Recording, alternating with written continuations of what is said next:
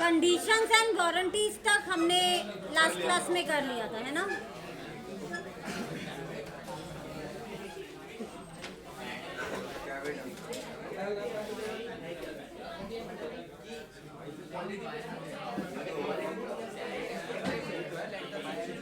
मैंने कहा था माइक लगा दे।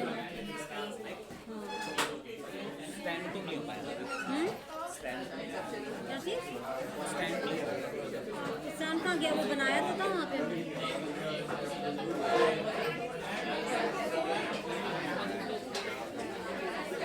बिना स्टैंड के तो फिर रखोगे बट इसका स्टैंड टूट के दिन में लगा देना। स्टैंड पड़ा तो है ना मेरे पास।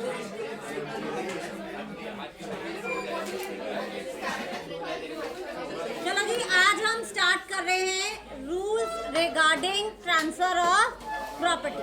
ठीक है, अब देखो, अब हम हर चीज क्या कह रहे थे कि भाई रिस्क पास होगा किसके साथ? ओनरशिप पास होगी। तो यही पढ़ रहे थे हम। नफा नुकसान सब कुछ कब पास हो रहा था? जब क्या पास हो रही थी? ओनरशिप पास हो रही थी। ठीक है ना? तो ओनरशिप किस पॉइंट ऑफ टाइम पर पास हो, ये भी तो बड़ा इंपॉर्टेंट है। तो अब यहाँ पर लॉ ने क्या बना दिए? रूल्स बना दिए कि भाई इस पॉइंट ऑफ टाइम पर हम मानेंगे कि क्या हो गया? ओनरशिप ट्रांसफर हो गई। क्योंकि ओनरशिप ट्रांसफर होने के बाद कोई डिस्प्यूट नहीं है कि किसका नफा नुकसान। डिस्प्यूट अगर हो भी सकती है तो किस चीज पे हो सकती है कि ओनरशिप किसकी। तो अगर हमारे पास रूल्स हैं तो हम इजीली इस चीज ऐसे आए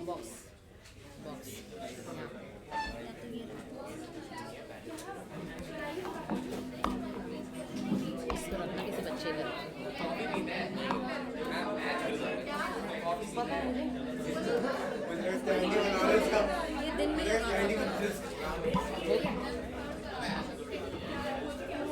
चलो जी, तो पहले एक बार ऊपर करना है ना।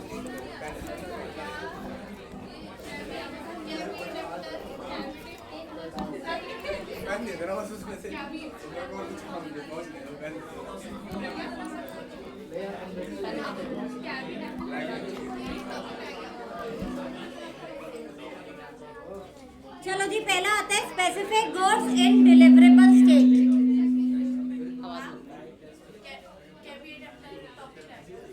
कैविएट एम्प्टर मैंने लास्ट क्लास में क्वालिटी एंड फिटनेस के साथ करा दिया था ना। दोबारा से रीड करना है क्या? कैविएट एम्प्टर एक बार, कैविएट एम्प्टर रीड करें एक बार। देखो जी, कैविएट एम्प्टर का क्या मतलब था? Let the buyer beware. अब जहां कहीं पर भी सेलर लायबल है, ठीक है ना, वो सारी कैविएट एम्प्टर की क्या होगी? एक्सेप्शन होगी। तो हमने जितनी भी कंडीशंस और वारंटीज पढ़ी वो बेसिकली सारी किसकी एक्सेप्शन है? Caveat emptor. कैविएट एम्प्टर कहता है बायर जिम्मेदार। तो जहां जहां बायर जिम्मेदार नहीं है, सेलर जिम्मेदार है, वो उसकी एक्सेप्शन होगी नहीं होगी? तो देखो, caveat emptor means let the buyer beware such that the seller is under no duty to reveal unflattering truths about the good sold. यानी कि जहां पर सेलर लायबल नहीं है। Therefore, when a person buys some goods, he must examine them thoroughly। वो क्या करे? खुद उसको चेक करके ले कि वो उसके लिए फिट है या उसके लिए फिट नहीं है। If the goods turn out to be defective or do not suit depends upon his own skills, यही पढ़ा था भाई। अगर वो अपनी स्किल से कोई चीज लेता है, अब उसने बड़े बड़े फ्लावर के कपड़े जो है वो खरीदे अपनी मर्जी से, तो सेलर लायबल नहीं है। यहाँ पर हमें कहते हैं makes a bad decision, he can not blame the seller. तो बाद में वो पर्दे का कपड़ा निकला, वो सूट का कपड़ा नहीं निकला, तो इसके लिए वो सेलर को जिम्मेदार नहीं ठहरा सकता है। अब कैविएट एम्प्टर के एक्सेप्शंस क्या हैं? जितनी कंडीशंस वारंटीज पढ़ी सारी की सारी एक्सेप्शन है, एक एक करके लिख दो। Seller makes a misrepresentation, seller makes a false representation amounting to fraud, झूठ बोला। Where the goods purchase by description but they don't correspond with the description, condition as to description हो गई। Where the goods are not of merchantable quality, ये भी condition है आपकी। Bulk does not correspond with the sample. Where the buyer relies on seller, ये दो चीजें पढ़ी थी, जहाँ बायर किस पे रिलाई कर रहा है, सेलर की स्केल पे रिलाई कर रहा है। और ट्रेड एंड यूसेजेस, अभी इसमें और भी एक्सेप्शंस जोड़ सकते हो तुम, सेल बाय सैंपल भी जोड़ दो उसमें। जितने भी कंडीशंस हैं वारंटीज हैं सब जाएंगी किसमें, एक्सेप्शन, सिवाय एक कंडीशन के। कौन से? एक्सेप्शन की लिस्ट में सिर्फ एक कंडीशन नहीं आएगी, बताओ, क्वालिटी एंड, क्योंकि उसमें बायर जिम्मेदार है। बाकी सारी कंडीशंस में कौन जिम्मेदार है? तो वो सारी इसलिए कैविएट एम्प्टर की एक्सेप्शंस। अब क्लियर है caveat emptor?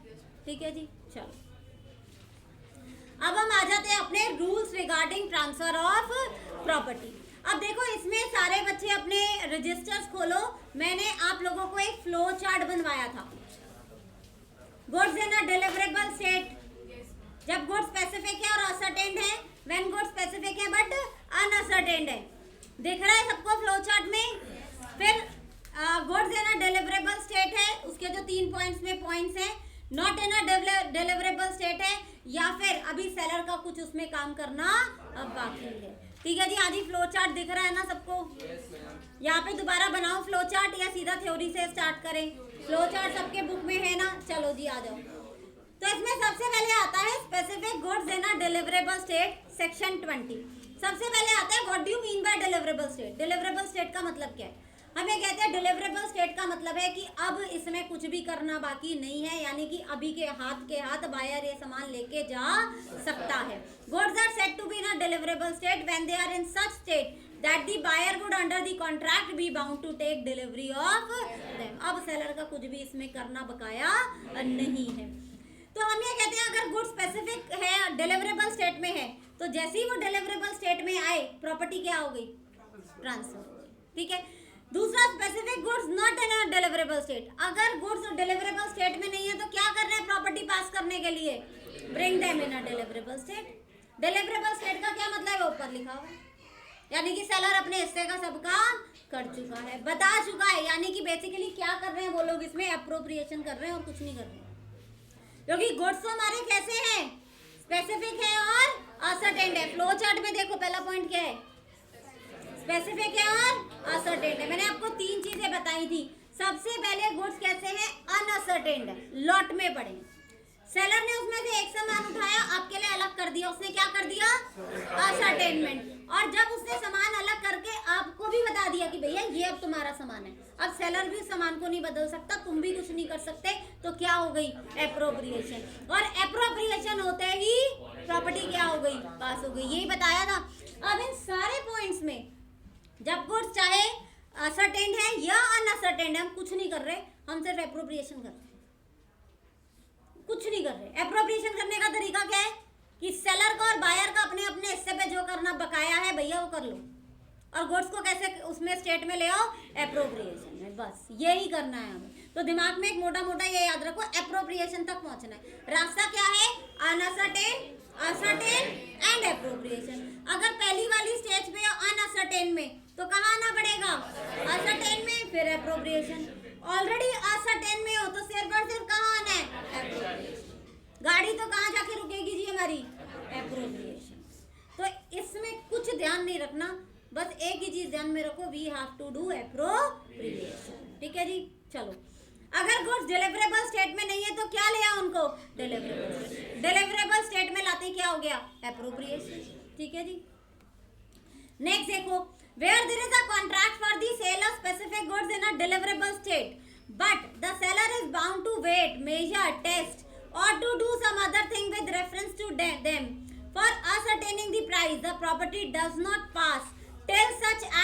Selling is done and the buyer has notice of it. रुई वाला एग्जांपल कराया था तुम्हें, याद है?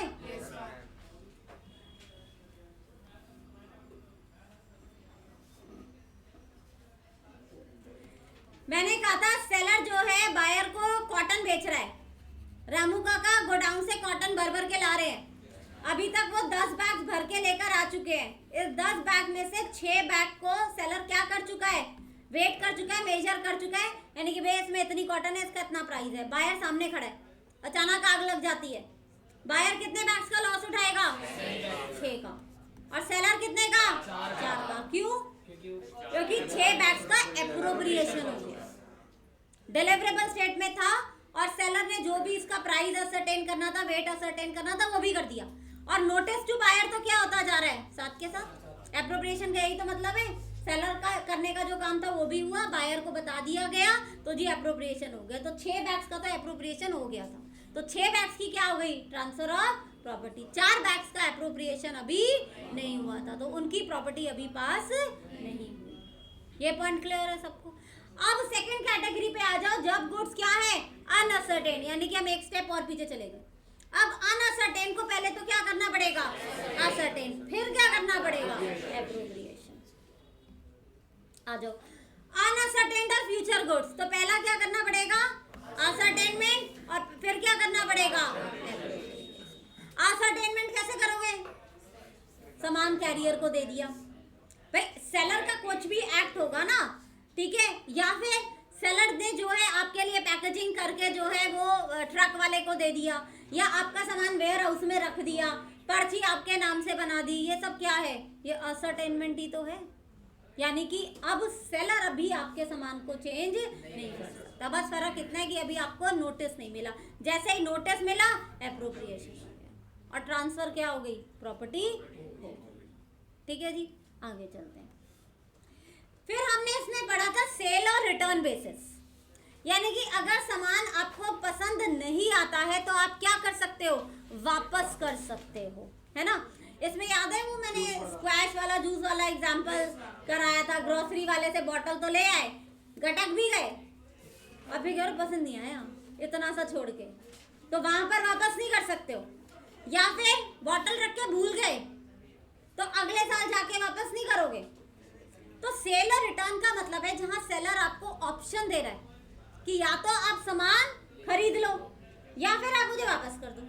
तो अगर आपने इमीडिएटली वापस कर दिया रीजनेबल टाइम में, तो यानी कि तब तो आप मालिक नहीं बने, क्योंकि ट्रांजैक्शन कैसी थी? सेल और रिटर्न बेसिस। तो सेल और रिटर्न बेसिस में बायर मालिक कब बनेगा? ठीक है, वो 3 रूल्स हमें पढ़ने। When buyer become the owner, देखो पहला, when he signifies his approval और एक्सेप्टेंस टू दी सेलर और does any other act adopting the transaction. Phone करके बोल दिया, भैया आपका स्क्वैश जूस तो बहुत बढ़िया था, मम्मा तो एक ही बार में गटक गई, तो यानी कि तुम क्या बन गए? ओनर बन गए। या फिर तुमने कुछ ऐसा किया, अडॉप्ट दी ट्रांजैक्शन, तुम्हारा छोटा भाई आया, कजन आया, तुमने बॉटल उसको गिफ्ट कर दी, तो यानी कि तुमने बॉटल क्या कर दी? खरीद ली, अडॉप्टिंग दी ट्रांजैक्शन। आगे बेच दी, उसका कुछ भी किया, उसमें उसको पार्टी में पिला दिया किसी को या कुछ भी किया, तो you have adopted the transaction, तुम क्या बन गए? ओनर बन गए। तीसरा तरीका, जब ना तो आपने अप्रूवल और एक्सेप्टेंस दी है, if he does not signify his approval और acceptance to the seller but retains the goods without giving notice of rejection, ना हाँ किया और ना ही ना किया, then if a time has been fixed for the return of the goods on the expiration of such time, squash वाले भैया ने बोला था वापस करना हो तो 4 दिन में कर देना। अगर तुम 7वें दिन 8वें दिन आओगे तो वो वापस लेगा नहीं। 4 दिन बोला था तो 4 दिन की एक्सपायरी के बाद 5वें दिन हम तुम्हें मालिक मान लेंगे। लेकिन अगर कोई टाइम फिक्स नहीं था, ग्रोसरी वाले भैया ने बोला ले जाओ बता देना, तो फिर कितना time? Reasonable time. And if no time has been fixed on the expiration of a reasonable time, property will pass. हाँ जी, ये समझ में आ रहा है? इसमें भी देखो हमने फ्लो चार्ट बनाया हुआ था।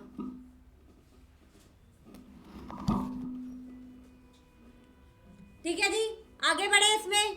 चलो जी, यहाँ तक कुछ पूछना है किसी को? क्लियर है? नेक्स्ट इसमें कैटेगरी आती है transfer of title by non owners. देखो सामान कौन बेच सकता है? ओनर। पड़ोसी का सोफा बेचा था तो पिटे थे हम, पड़ोसी भी पिटा था, तुम भी पिटे थे, है ना। लेकिन हम कहते हैं कि कुछ ट्रांजैक्शन ऐसी है जिसमें आप मालिक नहीं हो, लेकिन फिर भी आप सामान बेच रहे हो, पिट भी नहीं रहे हो, और जिसने सामान लिया है वो भी क्या बन गया? सामान का मालिक। तो ऐसी क्या है ट्रांजैक्शंस हैं कुछ, उन्हें हम क्या बोलते हैं? एक्सेप्शंस में डालते हैं। जनरल रूल तो क्या है? Nemo dat quod non habet. एक बार सारे बच्चे बोलेंगे क्या है maxim? Nemo dat quod non habet. No one can transfer what he does not himself possess. जो तुम्हारा नहीं है वो तुम किसी और को नहीं दे सकते हो। लेकिन कई बार चीजें ऐसी होती है हमारी नहीं होती है, फिर भी हम वो किसी और को दे सकते हैं। तो वो वाले पॉइंट्स हमें इसमें पढ़ने हैं। चलो जी, और इसमें सारे पॉइंट्स जो है, इसमें से आधे से ज्यादा पॉइंट्स हमने कौन से पढ़े थे? कॉन्ट्रैक्ट एक्ट वाले पढ़े थे। तो एक एक करके देखेंगे। सबसे पहले इसमें आता है सेल बाय मर्केंटाइल एजेंट। कौन होता है मर्केंटाइल एजेंट? जो आपका सारा व्यापार संभालता है रोजमर्रा में। सारे लोग जानते हैं कि भाई आपके बिहाफ पे ये क्या कर रहा है, आपका बिजनेस कर रहा है, आपकी दुकान का मैनेजर हो गया, ठीक है, आपकी फर्म का जो है वो मैनेजर हो गया, रोजमर्रा में सारा काम कर रहा है, डिसीजंस ले रहा है, क्रेडिट पे सामान दे रहा है, डेबिट पे ले रहा है, मतलब उधारी भी दे रहा है, उधारी कर भी रहा है, सारे काम कर रहा है वो, और सबको पता है वो क्या है? आपका मर्केंटाइल। तो अब अगर आपका एजेंट आपकी दुकान का सामान बेच रहा है तो खरीदने वाले को बताओ गुड टाइटल मिलेगा या नहीं मिलेगा? या बाद में तुम जाके उससे लड़ोगे मेरे मैनेजर से कैसे सामान खरीदा, मैं तो था नहीं दुकान पे। तो खरीदार क्या बोलेगा? भाई साहब पागल वागल हो गए हो क्या, चढ़ा रखी है क्या दिन में? दुकान पे गया, मैनेजर था, इतने साल से तो देख रहा हूँ उसको, बदला तो है नहीं, आज भी वही सामान बेच रहे हैं। यानी कि मर्केंटाइल एजेंट में हमें क्या है? एजम्पशन है कि भैया वो अगर सामान बेच रहा है तो खरीदने वाले को क्या मिलेगा? गुड टाइटल मिलेगा। हाँ जी, ये बात सबको क्लियर है। आगे बढ़े नेक्स्ट पॉइंट पे। नेक्स्ट आता है sale by a joint owner और को ओनर। अब एक ही सामान के दो मालिक हैं, एक ही गाड़ी के दो मालिक हैं, एक मालिक ने गाड़ी बेच दी, खरीदने वाले को सपने आएंगे? अगर एक मालिक ने भी पूरे कागजात के साथ सब कुछ सामान बेचा है तो खरीदने वाले को क्या मिलेगा? जबकि वो आधा ही ओनर है, वो पूरा ओनर नहीं है, ठीक है जी। लेकिन खरीदने वाले को गुड टाइटल मिलता है, क्योंकि अगर ये पॉइंट हम नहीं डालेंगे तो उसके साथ तो बेचारे के साथ बड़ा अनफेयर हो जाएगा, ठीक है। तीसरा देखो, sale by a person in possession under a voidable contract. इसमें याद करो मैंने तुम्हें एक एग्जांपल दिया था कि एक ज्वेलर है और उसके पास एक व्यक्ति आता है, वो कहता है आई एम सर जीबी, याद है? मुझे एक नेकलेस दिखाओ।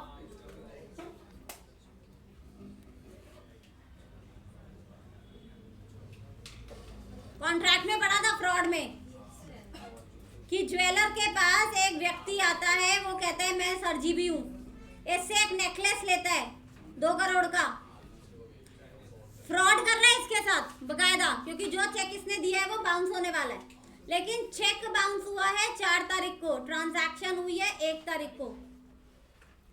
मिस्टर बी ने ये सामान सी को बेच दिया 2 जनवरी को। बताओ सी को गुड टाइटल मिलेगा या नहीं मिलेगा? सी को गुड टाइटल मिलेगा, क्योंकि no doubt this contract is voidable, क्योंकि फ्रॉड है। लेकिन ये वॉइडेबल कॉन्ट्रैक्ट कैंसिल होता उससे पहले एक इनोसेंट बायर ने इसको खरीद लिया, तो बी मालिक नहीं था इस सामान का। बी के पास ये सामान कैसे था? Under a voidable contract, but contract cancel होने से पहले एक इनोसेंट बायर ने इसे क्या कर लिया? खरीद लिया। तो इसे क्या मिलेगा? गुड टाइटल मिलेगा। तो यहाँ पे बेसिकली देखा जाए तो ओनर कौन था? बताओ ओनर कौन था इसमें? ज्वेलर था। सामान बेचा किसने? बी। लेकिन फिर भी सी को क्या मिल गया? ठीक है जी, आगे चले। तो ये वाला पॉइंट क्लियर है। Sale by a person in possession of goods under a voidable contract. Next आओ, sale by a seller in possession of goods after sale. ऊपर हम बात कर रहे हैं कि एक ऐसा व्यक्ति ना जो बायर है ना सेलर है, बस उसके पास सामान का पोजेशन है और वो बेच रहा है सामान। यहाँ पर हम ये कह रहे हैं व्यक्ति क्या है? सेलर है, बकायदा सेलर की कैपेसिटी में है। इसमें भी एग्जांपल मैंने दिया था टीवी नंबर 1 टीवी नंबर 2, याद है? इन पॉइंट्स पे ना बच्चे केस लॉ बनकर आ जाते हैं, इसलिए इन पॉइंट्स को जरा ध्यान से समझ के जाना, ठीक है। मैंने यहाँ पे बताया था सेलर ने बायर को 2 टीवी बेचे हैं, टीवी नंबर 1 और TV number 2। TV number B तो अपने साथ ले गया वो, और टीवी नंबर 2 किसके पास ही रह गया, सेलर के पास। टीवी नंबर 1 में कुछ खराबी हुई, बायर फिर से वापस दे गया। अब दोनों टीवी किसके पास है, सेलर के पास। टीवी नंबर 1 सेलर के पास किस कैपेसिटी में है, और टीवी नंबर 2 इसके पास किस कैपेसिटी में है। अब सेलर ने ये दोनों टीवी बेच दिए, पी को और क्यू को। किसको गुड टाइटल मिलेगा बताओ, क्यू को। इसको टीवी नंबर 1 बेचा है और इसको टीवी नंबर 2 बेचा है। बताओ किसको गुड टाइटल मिलेगा, क्यू को, क्योंकि यहाँ पर बेचने वाला किस कैपेसिटी में था, सेलर, जबकि वो मालिक नहीं था। मालिक इस केस में कौन बन चुका है ऑलरेडी, लेकिन हम कह रहे हैं क्योंकि वो सेलर की कैपेसिटी में है और उसने सामान बेच दिया है, तो खरीदने वाले को हम पनिश नहीं करेंगे। लेकिन बेलमेंट में तो साफ साफ लिखा है कि bailee can not sell the goods. Rights and duties of bailor bailee में पढ़ा ना हमने, तो इसको तो टाइटल मिल ही नहीं सकता भैया, ये तो प्रोहिबिटेड वाला काम हो गया। लेकिन यहाँ पे गुड टाइटल मिल जाएगा, ठीक है जी। तो नेक्स्ट पॉइंट क्या हुआ हमारा, sale by seller in possession of goods after sale. Next आता है sale by buyer in possession of goods. अब यहाँ पर हो सकता है सेल और रिटर्न बेसिस था, हो सकता है सेल ऑन कैश बेसिस हो, कोई भी कंडीशन हो सकती है। जैसे कि सेलर ने बायर को कुछ ज्वेलरी दी, पोजेशन किसके पास है ज्वेलरी का, बायर के पास। सेलर ने कहा लेकिन भाई तुझे ओनरशिप उस दिन मिलेगी जिस दिन तू पूरा पैसा दे देगा, अभी आधा अधूरा पैसा दिया उसने। बायर ने यह सामान उठा के सी को बेच दिया। सी इनोसेंट बायर है, बोनाफिडे बायर है। बताओ सी को गुड टाइटल मिलेगा या नहीं मिलेगा, सी को गुड टाइटल मिलेगा, ठीक है जी। जबकि ओनर अभी कौन है, एस है, सेलर है ना, क्योंकि उसने क्या लगाई है, कंडीशन लगाई है ओनरशिप के ऊपर। चलो जी आगे बढ़ते हैं। नेक्स्ट देखो sale by an unpaid seller, ये हमने बहुत अच्छे से पढ़ा है। अनपेड सेलर जब रीसेल में किसी को भी सामान बेचेगा तो खरीदने वाले को ऑब्वियस सी बात है क्या मिलेगा, गुड टाइटल मिलेगा। फिर finder of goods, finder of goods सामान कब कब बेच सकते हैं बताओ, 3 कंडीशन थी। पहली कंडीशन ओनर मिले ही ना, दूसरा ओनर मना कर दे भाई मुझे नहीं चाहिए सामान, तीसरा सामान को संभाल के रखने के चार्जेस 2/3 वैल्यू से ज्यादा हो जाए, चौथा सामान पेरिशेबल है। इन चारों कंडीशन में फाइंडर अगर सामान बेचता है तो खरीदने वाले को क्या मिलेगा, good title.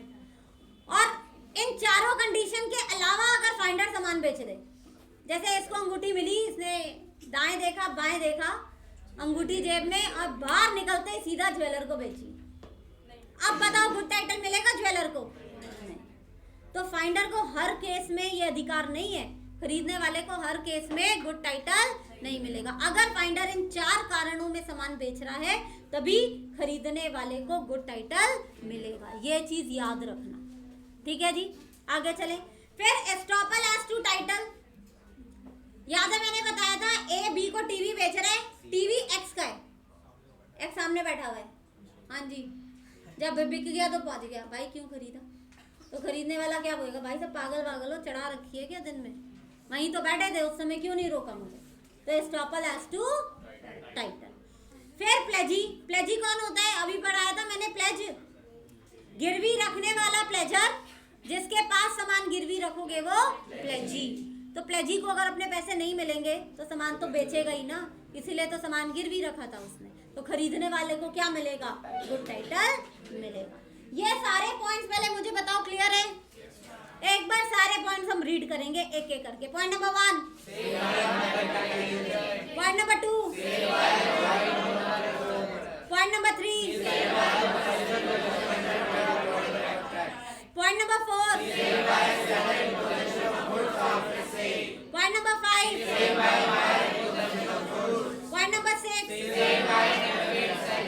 Point number 7, point number 8, point number 9। तो ये 9 हमारी क्या है, इसमें एक्सेप्शन है, जहाँ पे नॉन ओनर सामान बेच रहे हैं, खरीदने वाले को गुड टाइटल मिल रहा है। चलो जी आगे चलते हैं। नेक्स्ट अब इसमें आता है डिलीवरी एंड डिलीवरी के रूल्स। 12 रूल्स पढ़े थे हमने इसमें, याद है, और 3 मोड पढ़े थे। डिलीवरी का मतलब क्या है? सबसे पहले voluntary transfer of possession of goods. अब ये याद रखना, मैं क्लास में भी बार बार बोलती थी, ओनरशिप अलग चीज है, पोजेशन अलग चीज है। जब मैं पोजेशन की बात कर रही हूँ तो ओनरशिप को कुएं में फेंक दो, और जब मैं ओनरशिप की बात कर रही हूँ तो पोजेशन को कुएं में फेंक दो। दोनों साथ साथ हो सकते हैं, बट दोनों क्या है? जुदा जुदा हैं, भिन्न भिन्न हैं एक दूसरे से। अब जब मैं पोजेशन की बात कर रही हूँ तो भैया सिर्फ पोजेशन की बात कर रही हूँ कि सामान किसके हाथ में है, मालिक कौन? बाढ़ में जाए। मालिक कौन है? हमें कोई लेना देना नहीं है। सामान इस समय किसके हाथ में? पोजेशन बात करता है जिसकी लाठी उसी की भैंस। ठीक है, मालिक होता रहे भैया, कहता ना कब्जा सच्चा बाकी सब झूठा। तो पोजेशन वो चीज है। तो अब डिलीवरी में जब हम बात कर रहे हैं तो we purely talking about possession. Ownership को दिमाग से निकाल के फेंक दो। अभी तक जितना बड़ा सब कुछ किस बेसिस पे पढ़ रहे थे? ओनरशिप के बेसिस पे। अब जो पढ़ रहे हैं वो किसके बेसिस पे पढ़ रहे हैं? पोजेशन के बेसिस पे। चलो जी, अब डिलीवरी का मतलब है फिजिकल पोजेशन देना। अब फिजिकल पोजेशन कैसे दे सकते हो? पहला, बाय एक्चुअल डिलीवरी। सामान हाथ में उठा के रख दिया, मैंने तुम्हें 2 पेन बेचे, तुम्हें 2 पेन दे दिए मैंने, तुमने मुझे पैसे दे दिए। कैसी डिलीवरी है? Actual delivery. Physical possession of the goods is handed over by the seller to the buyer. But अगर सपोज करो यही 50,000 पेन देने हो एक एक करके, हाँ जी बैठ जाओ भाई साहब, ये लो, 10 दिन तक तो पेन ही गिनते रहेंगे हम। फिजिकल पोजेशन दे सकते हो? या फिर 20 कंटेनर है गोडाउन में पड़े हैं, मैंने तुम्हें गोडाउन की चाबी हैंड ओवर कर दी। अब बताओ ये मेरी तरफ से डिलीवरी है या नहीं है? और ये कैसी डिलीवरी है? Symbolic delivery. कंस्ट्रक्टिव लिखा तो कंस्ट्रक्टिव बोल रहे हैं, अपने बुद्धि भी तो लगाओ। ये कौन सी डिलीवरी है? Symbolic delivery. Delivery is made by indicating और giving a symbol such that handing over the key of a godown to a buyer. तीसरी हमने पढ़ी थी इसमें कंस्ट्रक्टिव डिलीवरी। एक्नॉलेजमेंट याद है? एक्नॉलेजमेंट का क्या मतलब होता है? मैं ये करने के लिए अपनी सहमति देता हूँ, यानी कि अब तो ये पत्थर की लकीर है, मैं ऐसा करूंगा। एक्नॉलेजमेंट देने के बाद तुम मुकर नहीं सकते हो। वही थी constructive delivery.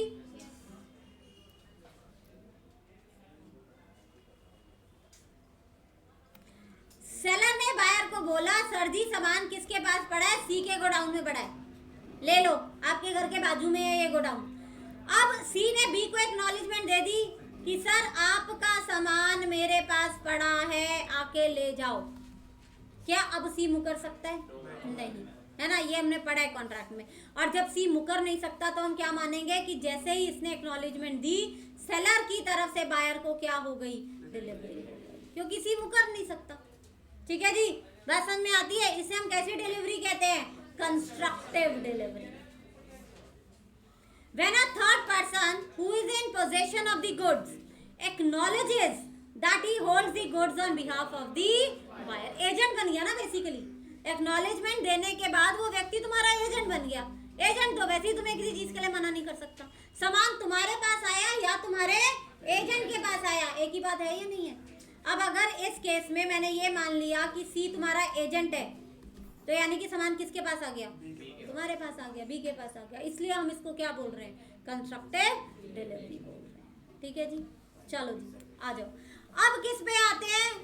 Rules as to delivery of goods. 12 rule थे मगर एक एक लाइन के थे, याद है?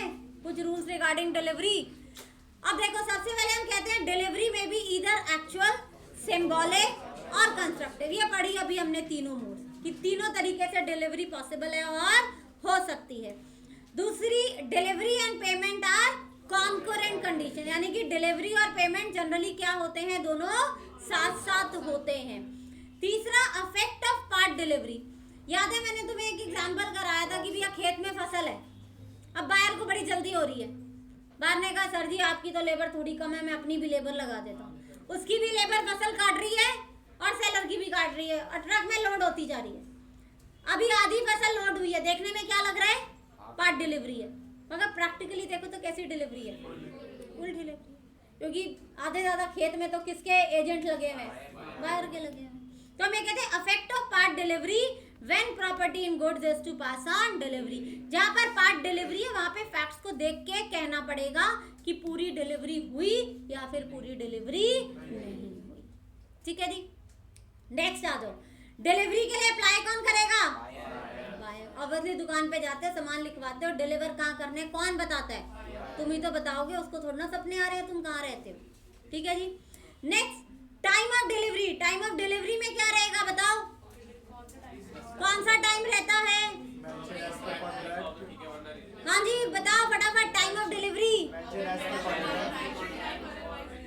एक बच्चा बोले कोई, हाँ जी बोलो। या तो कॉन्ट्रैक्ट में उसने स्पेसिफाई करा हो, या वरना रीजनेबल टाइम, या तो कॉन्ट्रैक्ट में लिखा हो आपका, ठीक है, कि भाई इस टाइम पे जो है वो डिलीवरी होगी, और अगर नहीं लिखा है तो क्या होगा आपका, रीजनेबल टाइम होगा।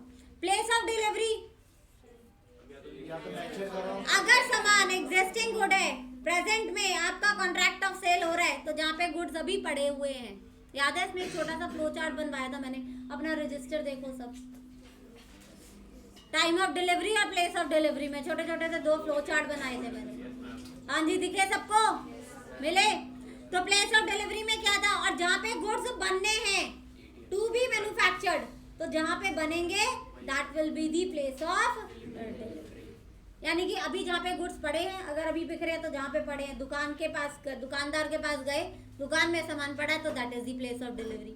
उसने कहा भाई साहब अभी तो बनेंगे फैक्ट्री में, आके ले जाना, तो फैक्ट्री क्या हो जाएगी, प्लेस ऑफ डिलीवरी। ठीक है जी, चलो नेक्स्ट देखो, delivery of goods where they are in possession of a third party. ये कैसी डिलीवरी की बात कर रहे हैं हम, कंस्ट्रक्टिव डिलीवरी की बात कर रहे हैं, और कुछ नहीं है ये, क्योंकि एक्नॉलेजमेंट दे रहा है कौन सी पार्टी, तो ये तो हम कंस्ट्रक्टिव डिलीवरी की बात कर रहे हैं। फिर एक्सपेंसेस ऑन डिलीवरी कौन देता है, ये सेलर देता है, और अगर सेलर को बायर से लेना है तो पहले बताना पड़ेगा। तुम अमेज़न से शॉपिंग करते हो, अगर डिलीवरी के चार्जेस अलग होते हैं तो पहले लिखा आता है कि डिलीवरी के 40 रुपये लगेंगे या 60 रुपये लगेंगे। अगर उन्होंने नहीं लिखा है तो अंडरस्टूड है कि आपके लिए क्या है, डिलीवरी फ्री है। तो डिलीवरी के एक्सपेंसेस कौन बियर करता है, सेलर बियर करता है। हाँ, अगर कॉन्ट्रैक्ट में लिखा है तो फिर कौन बियर करेगा, बायर बियर करेगा। डिलीवरी ऑफ रॉन्ग क्वांटिटी और डिफरेंट क्वालिटी, इसका भी एक फ्लो चार्ट बनाया था,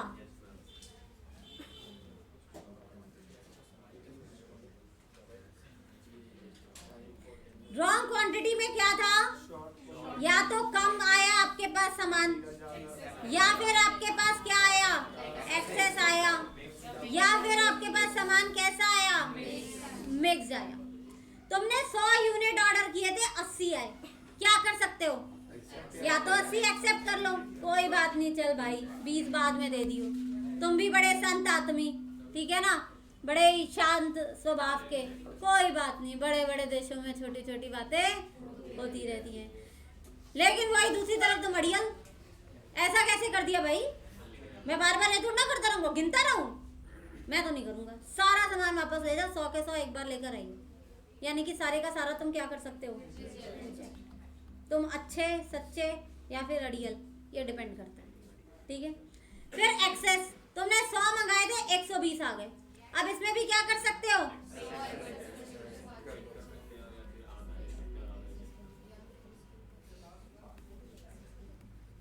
या फिर सारी की सारी डिलीवरी क्या कर सकते हो, रिजेक्ट कर सकते हो। हाँ, मतलब जितना 100 चाहिए आपके पास, पार्ट तो कर ही सकते हो ऑब्वियसली, कि जितना तुमने मंगाया था उतना रख लो और बाकी का क्या कर दो, वापस कर दो। ठीक है, अब आता है नेक्स्ट, तुमने बासमती चावल मंगाए थे, साथ में आ गए देहरादूनी भी, अब क्या करोगे, देहरादूनी rice is all together a different subject matter, वो तुम्हारा कॉन्ट्रैक्ट का सब्जेक्ट मैटर था ही नहीं, तुम्हारे कॉन्ट्रैक्ट का सब्जेक्ट मैटर क्या था, बासमती राइस। इस वाले में देखो तुम एक्सेप्ट इसलिए कर पा रहे हो क्योंकि सब्जेक्ट मैटर सेम है, जो तुम्हारे कॉन्ट्रैक्ट का सब्जेक्ट मैटर है उसी की चीज एक्स्ट्रा आई है, सिर्फ क्वांटिटी एक्स्ट्रा आई है, लेकिन यहाँ पर तो क्वालिटी कुछ दूसरी आई है। तो यहाँ पर क्या कर सकते हो, या तो पूरे का पूरा रिजेक्ट कर दो, या फिर अपने बासमती राइस रख लो और देहरादूनी क्या कर दो, वापस कर दो। ये फ्लो चार्ट बनाया था हमने, याद है सबको। अगर मिक्स क्वांटिटी आपके पास आती है। हाँ जी, क्लियर है?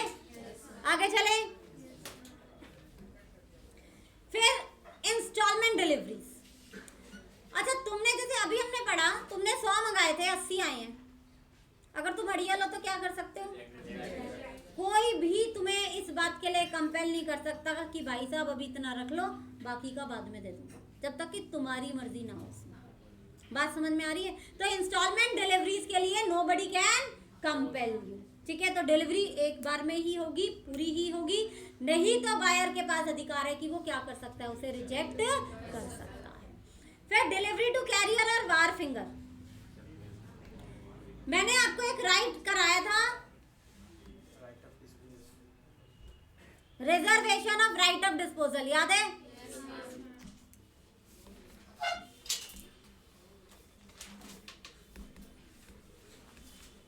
इसमें मैंने कहा था जो सेलर है वो बड़ा इनसिक्योर है, पता नहीं पैसा मिलेगा नहीं मिलेगा, मिलेगा नहीं मिलेगा, मिलेगा नहीं मिलेगा, बेचारे को यही चिंता खाई जाती है, ऐसा हो गया तो वैसा हो गया तो ये किंतु परंतु उसके जीवन से समाप्त नहीं होते हैं। तो वो क्या कर सकता है अपने आप को सिक्योर करने के लिए? वो कहेगा ठीक है भाई, सामान तो भेज रहा हूं लेकिन पर्ची मेरे नाम पे है। रेलवे से सामान भेजा है लेकिन रेलवे रिसीट किसके नाम से है? सेलर के नाम से। तो बायर बॉम्बे में रहता है, मुंबई में, सामान मिलेगा उसको? जब तक नहीं मिलेगा, जब तक कि सेलर ये पर्ची उसके नाम पे ट्रांसफर नहीं करता है। और सेलर पर्ची कब ट्रांसफर करेगा? रोकड़ा चाहिए भाई, सीधी सी बात है। तो या तो सेलर कहे कि मेरे अकाउंट में पैसे जमा करा, या मेरे एजेंट को दे दे, या जो तूने मुझे चेक दिया उसको क्लियर होने दे, उसके बाद पर्ची तेरे को ट्रांसफर करूंगा। तो यानी कि सेलर ने अपने पास क्या रख लिया? राइट ऑफ डिस्पोजल, कि अगर बायर पैसे नहीं देगा तो या मैं मुंबई में सामान किसी और को बेच दूंगा, क्योंकि जब तक कहते ना बेटी घर पे है तब तक अपनी है। तो सेलर क्या कर रहा है? बेटी की विदाई तब तक नहीं कर रहा जब तक दामाद पे भरोसा ना हो जाए, ठीक है? और दामाद पे भरोसा कब हो रहा है? दामाद पैसे दे दे, ठीक है जी? चलो जी, यानी कि भरोसा हो जाए ना मेरी बेटी का ख्याल अच्छे से रखेगा, ठीक है ना, तब हैंड ओवर हो रहा है, ठीक है? चलो जी, तो ये क्या था? Reservation of right of disposal. अब इसी को देखो, पॉइंट यही है, डिलीवरी टू कैरियर और वार फिंगर। वार फिंगर कौन है? Warehouse. तो हम ये कह रहे हैं अगर सेलर ने कैरियर को और वार फिंगर को सामान दे दिया without right of disposal, reserve नहीं किया उसने ये राइट, तो यानी कि उसकी तरफ से क्या हो गई? अगर इस वाले केस में सेलर ने ऐसा कुछ ना किया होता, बायर के नाम पे ही पर्ची होती, तो अब सामान किसको मिलेगा? तो फिर तो सेलर ने जैसे ही रेलवे को सामान दिया, मान लेंगे कि सामान किसका हो गया, क्योंकि अब सेलर को भी नहीं मिल सकता, है ना? तो अगर reservation of right of disposal नहीं किया है तो फिर हम क्या मानेंगे कि सामान जो है वो बायर का हो गया, उसे डिलीवरी हो गई। हाँ जी, ये वाला पॉइंट क्लियर है? डिलीवरी टू कैरियर और वार फिंगर। कैरियर कोई भी हो सकता है, by road, by air, by train, या जैसे भी हो, ठीक है? नेक्स्ट देखो, liability of buyer for neglecting और refusing to take delivery of goods. ऐसे मैंने तुम्हें एक एग्जांपल कराया था कि सेलर ने बायर को जूस की बॉटल्स दी हैं, एप्पल जूस डिलीवर करना था, उसने लीची का जूस डिलीवर कर दिया। अब बायर ने बोला सर जी ये क्या भेज दिया आपने? बायर क्या कर रहा है? डिलीवरी को रिजेक्ट कर रहा है। Buyer has a right to reject the delivery. और मैंने एक लाइन और बोली थी, जब भी आप डिलीवरी को रिजेक्ट करते हो तो ये नहीं कह रहे हो कि आप कॉन्ट्रैक्ट कैंसिल कर रहे हो, कॉन्ट्रैक्ट आपका एग्जिस्टिंग रहता है, आप सिर्फ और सिर्फ क्या रिजेक्ट कर रहे हो? Delivery reject. तो सेलर दोबारा से सामान देने के लिए लायबल है। और बायर की क्या जिम्मेदारी बनती है? सिर्फ बता दो कि भैया मैं रिजेक्ट कर रहा हूँ, सेलर को सपने नहीं आएंगे। तो बायर ने यहाँ पे बता दिया सर जी तो गलत जूस आ गया, आप ले जाओ। सेलर ने कहा ठीक है भैया मैं कल तक ले जाऊंगा, मॉर्निंग तक, और इसको एक्सचेंज कर दूंगा। अब बायर ने क्या किया? जूस धूप में छोड़ दिया। अब सेलर आया लेने, देखा जूस तो सारे खराब हो गए। अब मुझे बताओ कौन लायबल है? क्यों? क्योंकि उसने क्या नहीं की? सामान की केयर नहीं की, नेग्लेक्ट किया, यानी कि नेग्लिजेंसी। तो हम ये कहते हैं आपको डिलीवरी रिजेक्ट करने का अधिकार दे रहे हैं, किसी का सामान खराब करने का अधिकार हम नहीं दे रहे हैं। तो liability of buyer for neglecting और refusing to take delivery of, आपको वापस करना है करो, बट जब तक वो वापस नहीं लेके जा रहा उस सामान को संभाल। बायर की जिम्मेदारी सिर्फ कम्युनिकेट करने की है, वो जाके सामान सेलर को देकर नहीं आएगा, लेकिन कम्युनिकेट कर दिया तो उसके बाद सामान को संभाल के रखो। ठीक है जी, बात समझ में आती है। ये नहीं कह रहे कि जूसेस को उठा के लॉकर में रखो, पर छांव में तो रख दो, रेफ्रिजरेट तो कर दो अगर गर्मी है तो। आजकल के दिनों में तो चलो आपने छांव में भी रखा है तो भी जूसेस खराब नहीं होंगे, और समर्स है तो क्या कर दो, रेफ्रिजरेट। ये होगी ना केयरफुल। ठीक है जी, चलो जी नेक्स्ट आते हैं। डिलीवरी सबको समझ में आया। अब हमारा लास्ट टॉपिक शुरू होता है and that is called unpaid sale.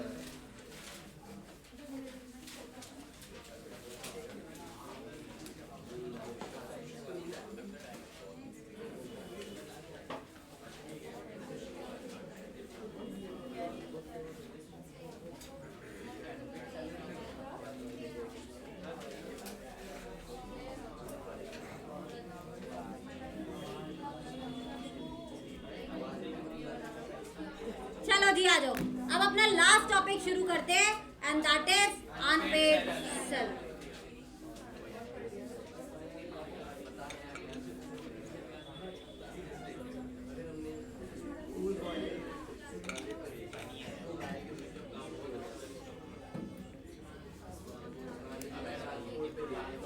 अब इसमें ये पूरा फ्लो चार्ट था बेसिकली जो हम राइट्स ऑफ अनपेड सेलर में पढ़ते थे। याद आया ये रंग बिरंगा सा फ्लो चार्ट कुछ।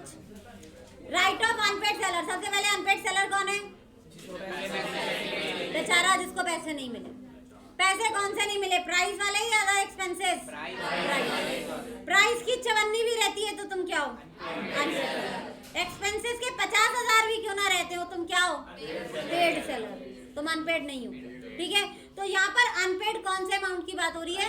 सिर्फ और सिर्फ प्राइस की बात हो रही है, एक्सपेंसेस की बात नहीं हो रही है। अब अनपेड तो हो गए, उसके बाद क्या? रोते फिरोगे सारे में पैसा नहीं मिला, पैसा नहीं मिला। अधिकार क्या है तुम्हारे? तो हम कहते हैं दो तरीके के अधिकार हैं। एक तो कैसे, अगेंस्ट दी गुड्स, गुड्स के अगेंस्ट। लेकिन याद रखना बच्चे, गुड्स के अगेंस्ट तुम्हें अधिकार सिर्फ और सिर्फ तब मिल सकता है जब तुम्हारे पास गुड्स है। अगर गुड्स नहीं है तो फिर तुम्हारे पास कौन से अधिकार आएंगे? Against the buyer. बेटी विदा हो गई तो अब तो घर जाके दामाद के लड़ सकते हो और कुछ नहीं कर सकते। ठीक है ना, बात समझ में आ रही है? तो पहला अधिकार अगेंस्ट दी गुड, दूसरा क्या? Against the buyer personally. अब अगेंस्ट दी गुड्स में भी देखो, where the property in the goods at pass, यानी कि ओनरशिप भी जा चुकी है। ओनरशिप गई लेकिन सामान अभी अपने पास है। दूसरा, where the property in the goods are not pass, यानी कि सामान भी अपने पास है और प्रॉपर्टी भी अपने पास है। पहले कौन से राइट्स पढ़ने हैं हमें? Where the property in the goods are pass, यानी कि मालिकाना अधिकार सेलर के पास से जा चुका है, लेकिन सेलर के पास अभी क्या है? जैसे वो पहले कहते थे ना, शादी के बाद बेटी घर पे गौना होना है। गौना सुना है ना? तो ये वो वाला ही केस है। बस शादी हो चुकी है, ownership has been transferred, but अभी भी बेटी किसके पास है? घर पर है। ठीक है जी, गौना होना बाकी है। ठीक है, और ऐसे में पता चलता है कि दामाद अच्छा नहीं है, फिर क्या करो? Cancel cancel cancel. ठीक है,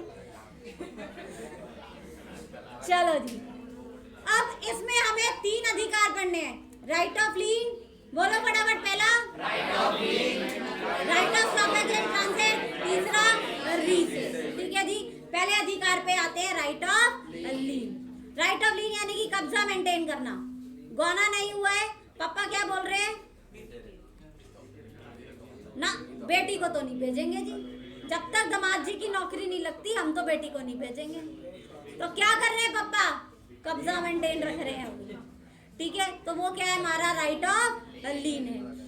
unpaid sellers lien, the sellers lien is a right to retain the goods until the whole of the price has been paid or tender, यानी कि आप तब तक सामान को क्या रख रहे हो? रिटेन रख रहे हो। इसमें वर्ड क्या इंपॉर्टेंट है?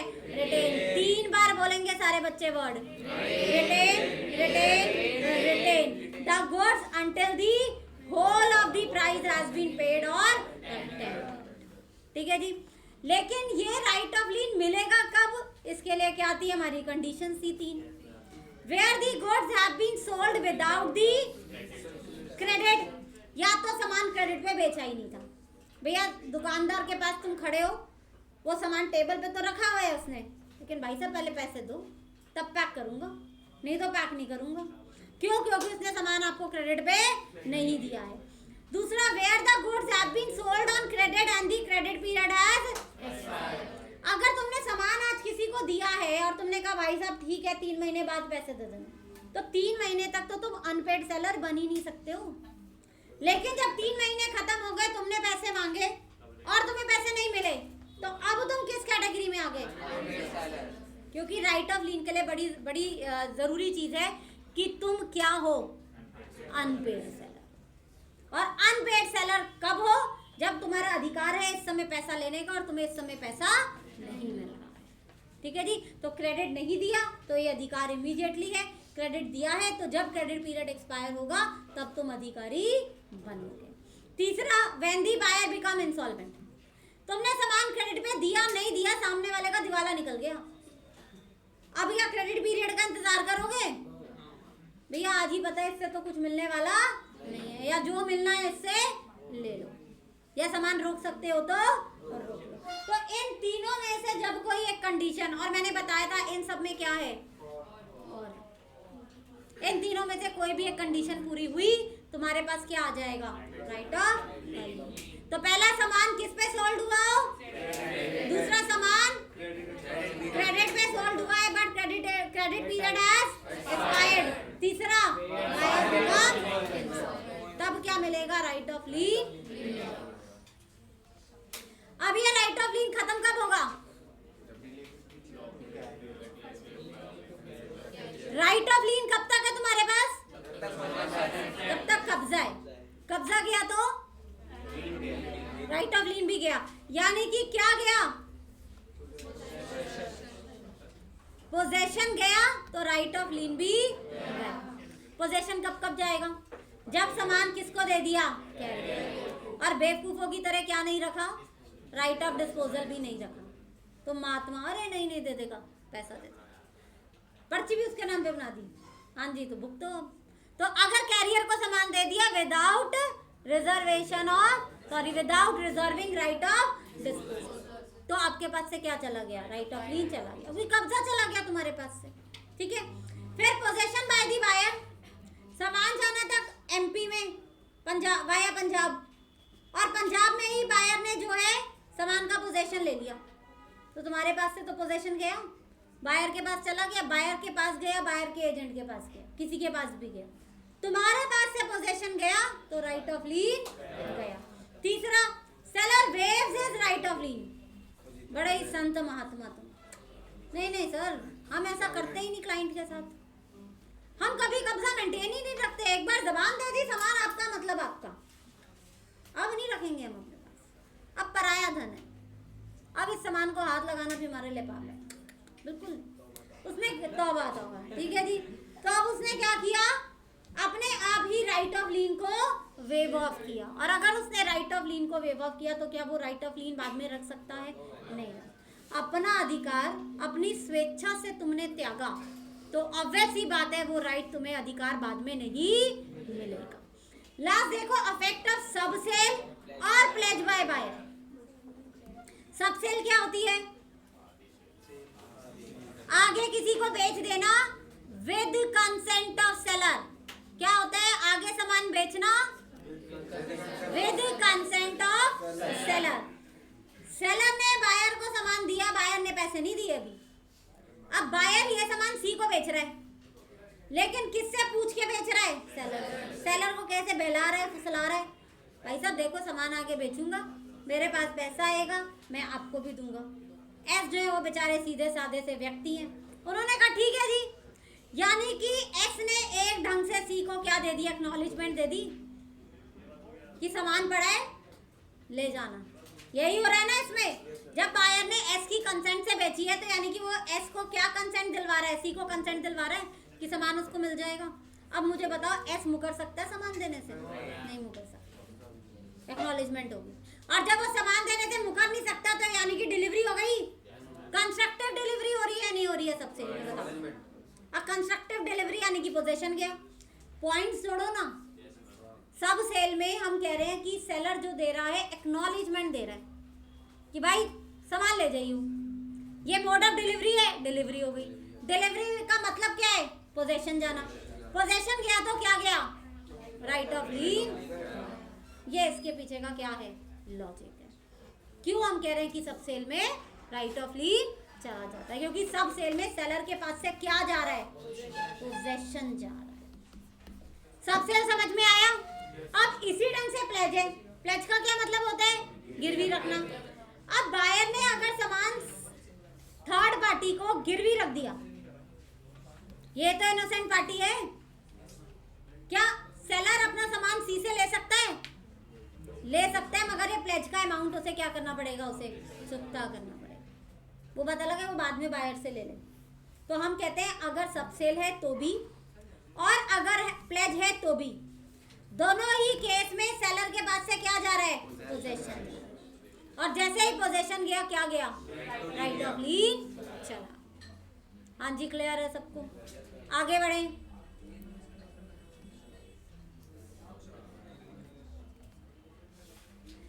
नेक्स्ट अधिकार कौन सा आता है? Right of stoppage in transit. कौन बच्चा बताएगा right of stoppage in transit? रास्ते में ही रोक दिया, ठीक है ना।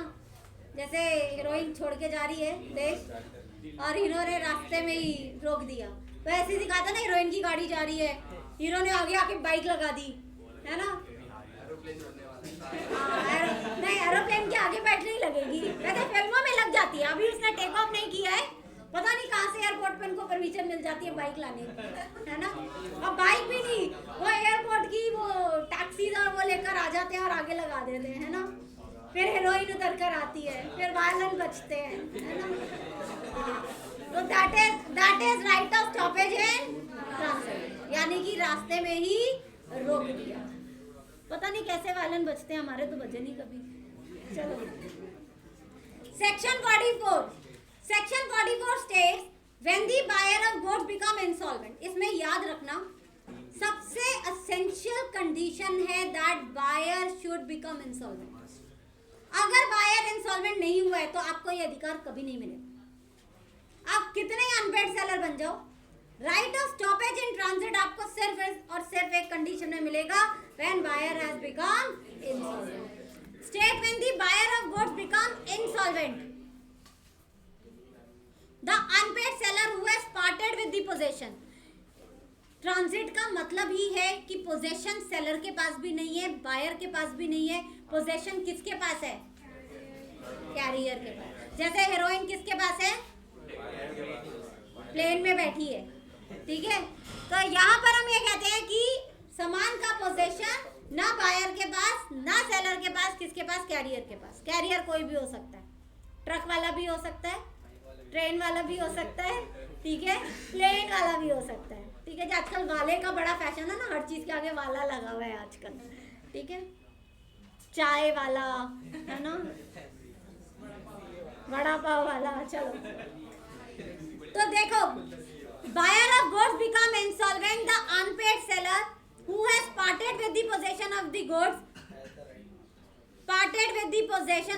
has the right of stopping them in transit. That is to say he may resume possession. Keyword क्या है इसमें? राइट ऑफ लीन में क्या था? Retain possession. इसमें क्या है? पोजेशन चला गया था, वापस डोली बीच में ही रुकवा दी, वापस घर ले आएगी। वो क्या है? वो हमारा right of stoppage in transit है। The goods as long as they are in course of transit and may retain them until payment or tender of the price। ठीक है जी। तो यानी कि तीन कंडीशंस यहाँ पे कौन सी है? The buyer become insolvent, goods कैसे होने चाहिए? In transit, seller has parted with the. अब ये और की नहीं है, ये एंड की है। तीनों कंडीशंस पूरी होनी चाहिए। पहले वाले में क्या था? कोई भी एक कंडीशन, यहाँ पे कैसे है? तीनों कंडीशंस, ठीक है जी। ट्रांजिट का मतलब क्या है? है, goods are in transit when they have passed out of the possession of the seller and into the possession of carrier but not yet reach the possession of the buyer. यानी कि क्या है सामान ऑन दी वे है। ठीक है जी। अब transit कब खत्म होगा बताओ? यहाँ पे भी वही है भैया, जैसे ही बायर को सामान का पोजेशन मिल गया, अब तो डोली ससुराल पहुंच गई, आरती वारती हो गई, गृह प्रवेश हो गया भैया, अब नहीं बेटी वापस आई। ठीक है जी, बात समझ में आ गई। तो यहाँ पर ट्रांजिट कब खत्म होगा? जब सेलर के पास से पोजेशन गया और कैरियर के पास से भी पोजेशन चला। कैरियर के पास से पोजेशन गया और किसके पास आ गया? बायर। देखो, द बायर और agent obtains delivery before the appointed destination. पहुंचना था सामान मध्य प्रदेश, पंजाब में ही किसने ले लिया? बायर या उसके एजेंट ने। तो डेस्टिनेशन कहाँ खत्म हो गया? एमपी तक नहीं चलेगा ट्रांजिट। कहाँ पे ट्रांजिट खत्म हो गया? पंजाब में ही खत्म हो गया। तो बायर और एजेंट ऑब्टेन्स डिलीवरी। दूसरा, when the carrier acknowledges after the arrival at the appointed destination। acknowledge तो देखो हम तब से पढ़ रहे हैं, प्राण जाए पर वचन ना जाए। भैया जैसे ही किसी ने एक्नॉलेजमेंट दे दी वो मुकर नहीं सकता। अब शिप जो है मुंबई पहुंच गया है, कैप्टन ने बोला सर जी आपका सामान मेरे पास पड़ा है, आके ले जाओ। अब मुझे बताओ, चाहे बायर इंसॉल्वेंट हो जाए या कुछ भी हो जाए, एक्नॉलेजमेंट पहले हो गया। एक्नॉलेजमेंट से मतलब मानेंगे कंस्ट्रक्टिव डिलीवरी हो गई। कंस्ट्रक्टिव डिलीवरी का मतलब है कि पोजीशन चला गया। अब कुछ भी होता रहे, क्या seller right of stoppage in transit रख सकता है? तो जहां पर भी कैरियर ने एक्नॉलेज कर दिया वहां पर भी अब ये राइट नहीं मिलेगा। तीसरा, कैरियर रॉन्गफुली रिफ्यूजेस डिलीवरी।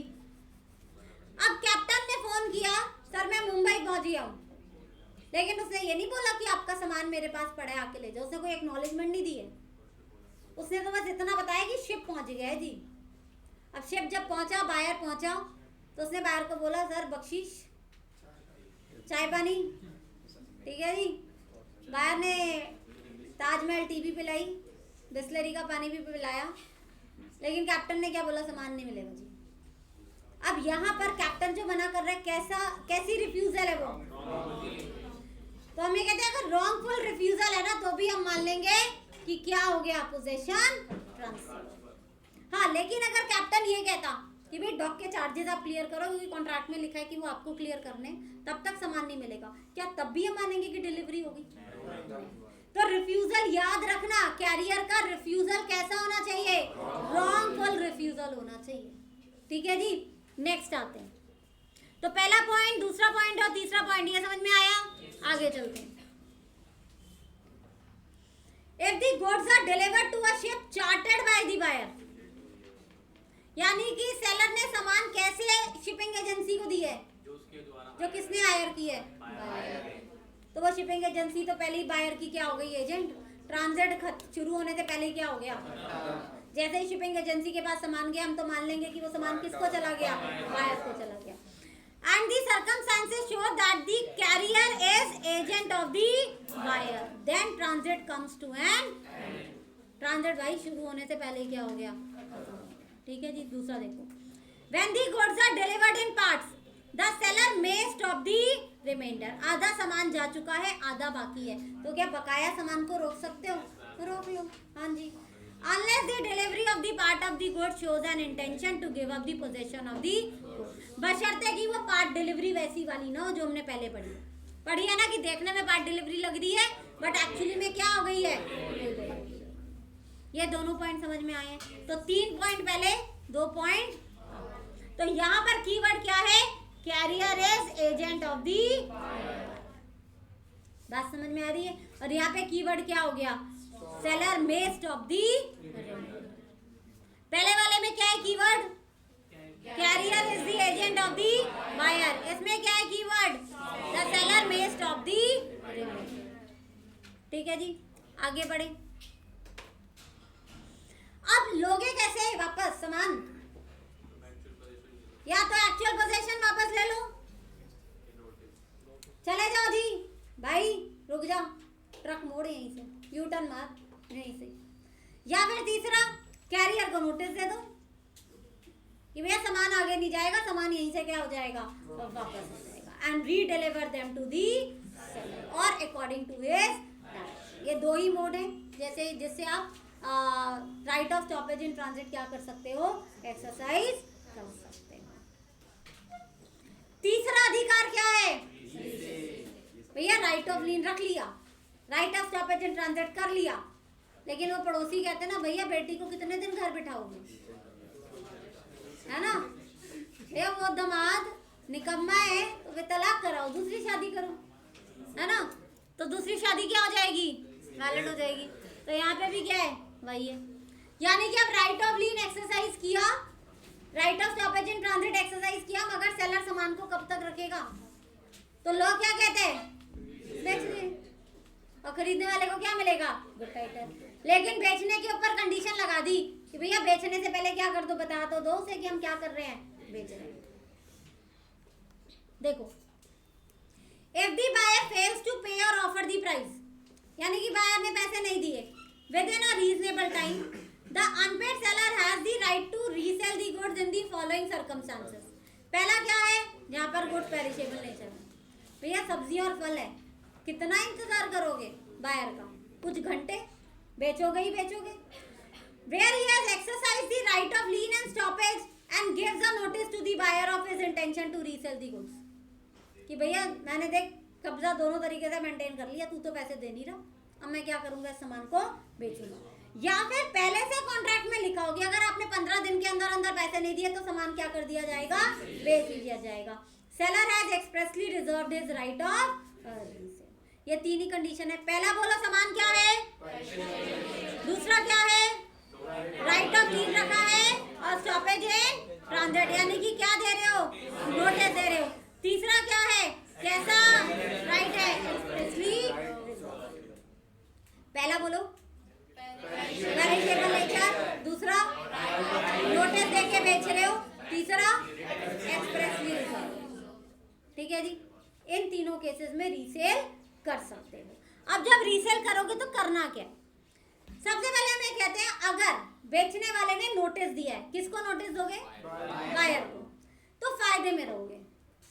अगर तुम्हारा सामान सस्ते में बिका, तुम्हें घाटा हुआ, 50,000 का सामान था, तुम्हें 40,000 में बेचना पड़ा, 10,000 से वैल्यू घट गई, तो ये 10,000 किससे रिकवर कर लोगे, तो अगर लॉस हुआ है तो कौन बियर करेगा। अब 50,000 का सामान तुम्हारा 60,000 में बिका, तुम्हें 10,000 का फायदा हुआ, तो क्या करोगे, अपनी जेब में रख लोगे, यानी कि सरप्लस हुआ तो कौन रख लेगा, तो वैसे तो क्या देना अच्छी बात है, नोटिस देना अच्छी बात है। फिर हम आते हैं विदाउट नोटिस, नोटिस नहीं दिया, तो अब अगर नुकसान हुआ, 50,000 की जगह 40,000 में बिका सामान, किसको भुगतना पड़ेगा, और फायदा हो गया 10,000 का, तो किसको देना पड़ जाएगा, खरीदने वाले को गुड टाइटल नहीं मिलेगा। ये सब तो किसकी कहानी है, बायर की और सेलर की। अभी हमने पढ़ा transfer of title by non owners, ये अनपेड सेलर जब भी सामान बेचेगा, खरीदने वाले को हर हाल में क्या मिलेगा, गुड टाइटल मिलेगा। लेकिन रीसेल में फायदा नुकसान जो भी है वो हम इस तरीके से देख लेंगे कि किसके पास जाए। हाँ जी, ये बात समझ में आती है। अच्छा, राइट ऑफ रीसेल कब टर्मिनेट हो जाएगा, उसके टर्मिनेशन के पॉइंट्स आएंगे,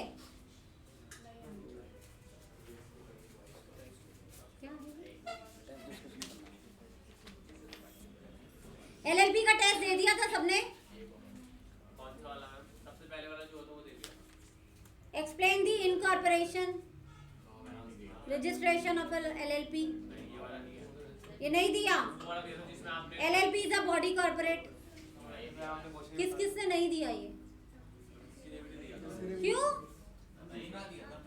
अभी जो पहले हुआ था बताया नहीं था, आपने वो क्वेश्चन वो कर दिया था ना जो हाँ लेकिन मैंने कहा था ना, क्योंकि उसमें क्वेश्चन गलत हो गया था तो मैंने दोबारा लेने के लिए बोला था, दोबारा नहीं दिए तुम लोगों ने टेस्ट, वो बताया नहीं था। तो कुछ नहीं पता लगा। चलो मैं देखती हूँ। चलो दी नेक्स्ट राइट हमारे पास क्या आता है, right of with holding delivery. With holding delivery में पोजेशन भी अपना, ओनरशिप भी अपनी। क्या करो, सामने वाले को लात मारो, भैया नहीं देते सामान तेरे को, जाओ। तो where the property in the goods has not passed an unpaid seller in his addition to other remedies are right of withholding delivery. Withholding delivery का क्या मतलब है? सामान अपने पास रख लो और बाद में क्या कर दो, रीसेल कर दो। बेसिकली ये किसका एक्सटेंशन है? राइट ऑफ लीन और right of stoppage and transit का ही तो वो है, एक्सटेंशन है, ठीक है।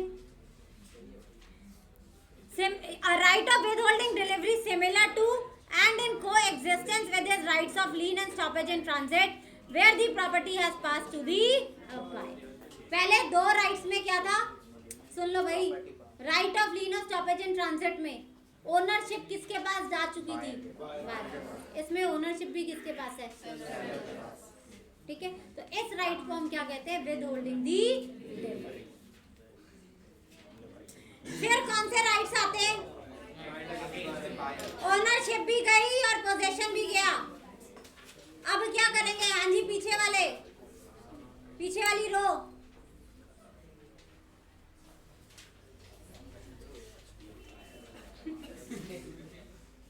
हाँ जी बताइए क्या होगा?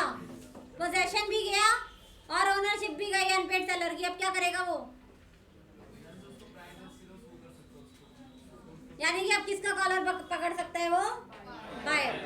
तो यहाँ पर हम ये कहते हैं क्या करेगा? Suit for price. भाई पैसे तो दे दे मेरे, सामान तो तू ले गया। या फिर सूट फॉर डैमेजेस, भाई तेरे कारण मुझे ये नुकसान हुआ। तीसरा सूट फॉर इंटरेस्ट, 4 महीने बाद तू पैसे दे रहा, भाई 4 महीने का क्या दे, मुझे ब्याज दे। या फिर suit for reputation of contract, court के पास चले जाओ, सर जी मुझे नहीं बेचना सामान, मेरा कैंसिल करवाओ कॉन्ट्रैक्ट इसके साथ, तलाक तलाक तलाक, अब नहीं देखना इसका चेहरा। ठीक है जी। तो ये 4 क्या है? सेलर के पास अधिकार है अगर बायर के पास पोजीशन भी चला गया और ओनरशिप भी चली गई। यहां तक मुझे बताओ, किसी को कुछ पूछना है? और अब एक ही छोटा सा टॉपिक बचा है, and that is option sale, and then your saga will be. चलो we are on time.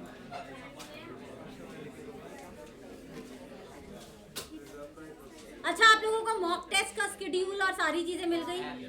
MTP नहीं आई है ना अभी तक तुम लोगों की? डेट्स आई है, एमटीपी डेट्स आई ये डेट से पूछ रही है, एमटीपी।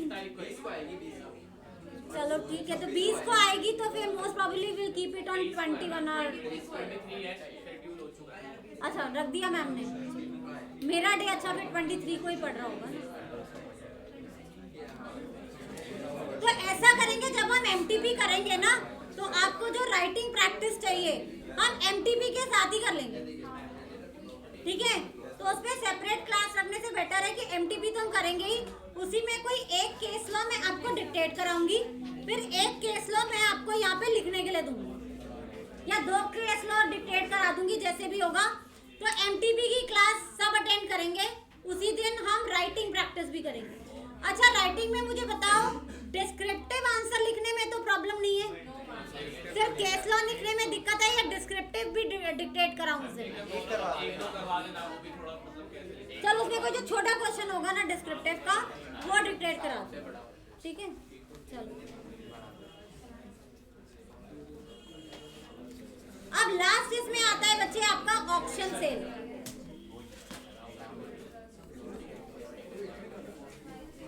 अब ऑप्शन सेल क्या है? नीलामी, ठीक है ना। अब इसमें हमने कुछ पॉइंट्स पढ़े थे। पहला हमने पढ़ा था कि जितना भी बातें करने के लिए नहीं बोला भाई,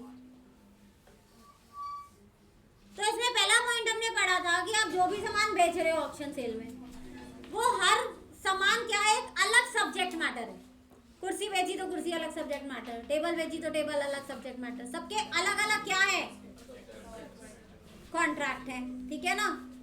फिर हमने कहा था आपके ऑप्शन सेल में क्या होगा? एक मिनिमम रिजर्व प्राइस होगा। रिजर्व प्राइस का मतलब है कि बोली कहाँ से शुरू होनी है, वरना तुम तो चवन्नी से शुरू करोगे। चवन्नी में पंजी बढ़ाते बढ़ाते 2 रुपए तक पहुंचने में 2 दिन लग जाएंगे। तो एक हमारे पास क्या होता है? मिनिमम रिजर्व प्राइस होता है कि भाई इसकी बोली 2000 से चालू होगी और आपको 200 रुपए करके बढ़ानी है। ये नहीं कि आप अटन्नी करके बढ़ाओ, 1-1 रुपया करके बढ़ाओ। तो उसको हम क्या बोलते हैं? रिजर्व प्राइस बोलते हैं। हम ये कहते हैं यहाँ पर सेल कंप्लीट कैसे होती है? यहाँ पर जो भी ऑक्शनियर होता है, जब वो कोई भी ऐसा सिंबल क्रिएट करे जिससे कि हमें ये पता चल जाए कि अब सेल क्या होगी कंप्लीट, वो 3 बार हथौड़ा भी हो सकता है, गॉन गॉन गॉन भी हो सकता है, डन डन डन भी हो सकता है, वो आपके रूल्स में लिखा होता है जब भी आप किसी ऑक्शन में बैठते हो कि किस ढंग से सेल को कंप्लीट मारा जाएगा। एक बार सेल कंप्लीट हो गई तो सेलर भी बाउंड है और बायर भी उसमें बाउंड है। बिड करने वालों को क्या कहते हैं? बिडर्स। क्या बिडर्स अपनी बिड को विड्रॉ कर सकते हैं? कर सकते हैं, but before completion of a sale. जिसने बिड की है वही विड्रॉ करेगा या उसके बिहाफ पे कोई भी करेगा? वही करेगा, उसके बिहाफ पे कोई और विड्रॉ नहीं कर सकता है। फिर हमने एक पढ़ी थी प्रिटेंडेड बिडिंग या फ्रॉडुलेंट सेल। फ्रॉडुलेंट सेल में हम ये कहते हैं सेलर अपना बिडर बिठा सकता है, पफिंग कहते हैं उसको, प्रिटेंडेड बिडिंग कहते हैं। लेकिन आपको क्या करना है, सबको बताना है कि भैया मेरा एक बिडर भी यहाँ पर बैठा हुआ है।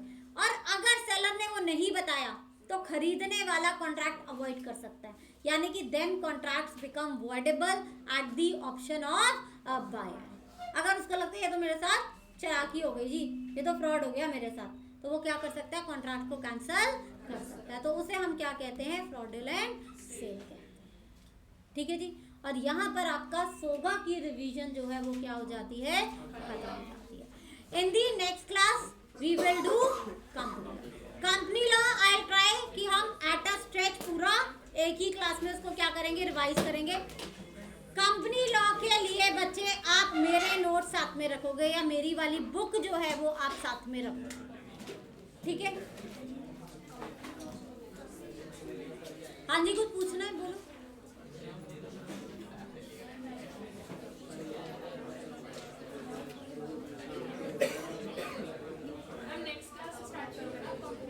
हाँ, नेक्स्ट अब मेरी क्या पड़ेगी? आज क्या है? वेडनेसडे है ना, तो फ्राइडे पड़ेगी ना। मेरी तो MWF में चल रही है वैसे